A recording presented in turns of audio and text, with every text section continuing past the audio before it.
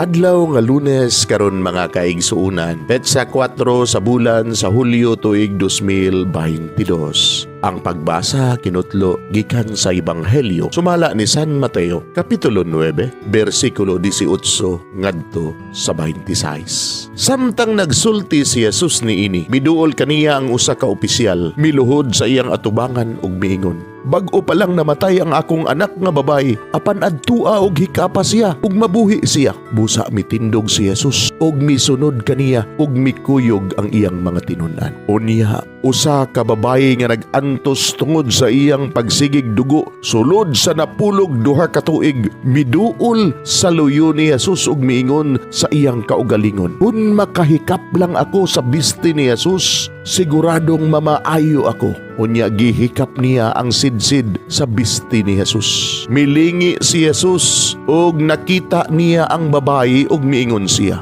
"Ayaw ka bala ka anak, ang imong pagsalig maoy nakaayo kanimo." Og diha dayon naayo ang babayi. Unya misulod si Jesus sa balay sa opisyal. Sa pagkakita niya sa mga musikero alang sa paglubong ug sa mga tao nga nagkaguliyang, miingon siya, "Panggawas kamong tanan!" Wala mamatay ang bata, natulog lang siya. Tungod niini, gibugal-bugalan nila si Jesus. Sa nakapanggawas na ang mga tao, misulod si Jesus sa lawak sa bata ug gigunitan niya ang kamot niini ug mitindog ang bata ug nabalita dayon kini sa tanang dapit ni adtong yutaa. Mga igsuon, ang Ebanghelyo sa Ginoo, daygon ikaw o Kristo.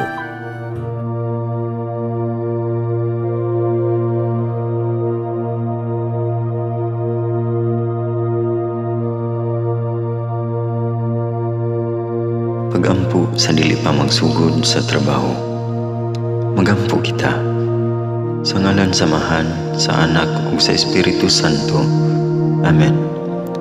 Langit no namong Amahan, sa among pagsulod nining trabahoan, among gidala ang imong presensya uban kanamo.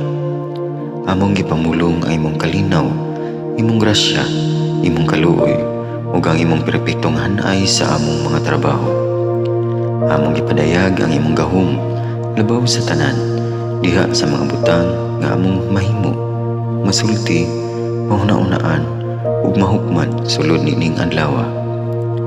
Ginoo, nagapasalamat kami sa gasa sa kinabuhi, niining bagong adlaw, niining kahigayunan nga kami nakasulod sa trabaho ug mamahimong parte niining nga grupo.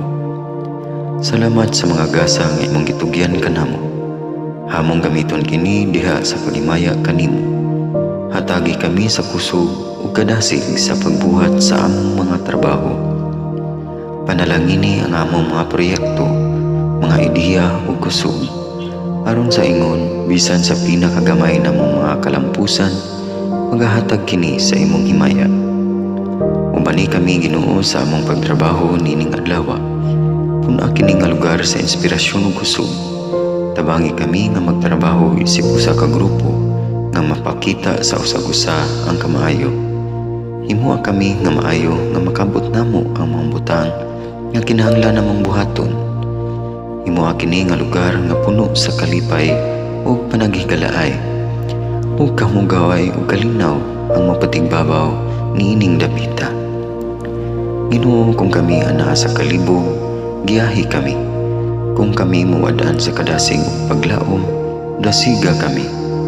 Himuha nga ang trabaho nga among gihimo ug ang paagi sa among paghimo niini makahatag unta kini ug hugot nga pagtuo, kalipay ug pahiyom sa tanan nga among mahimamat karong adlaw. Panalangini ang among mga pamilya, among Pinoy-anan, among nasod. Himuha nga magmatidud-anon kami sa pagtagad ug pag-amuma sa kalikupan ug sa tanang may kinabuhi, diha sa pagbuhat kanamo sa pagkabot sa imong pangandoy alang sa hustisya ug kagawasan. O Ginoo, sa among pagbiya nining lugar, tagay kami sa imong panalangin ug kaluoy sa among pagbiyahe. Panalangini ang among mga pamilya ug Pinoy-anan nga anaon ta sa maayong kahimtang sama sa among pagbiya kanila.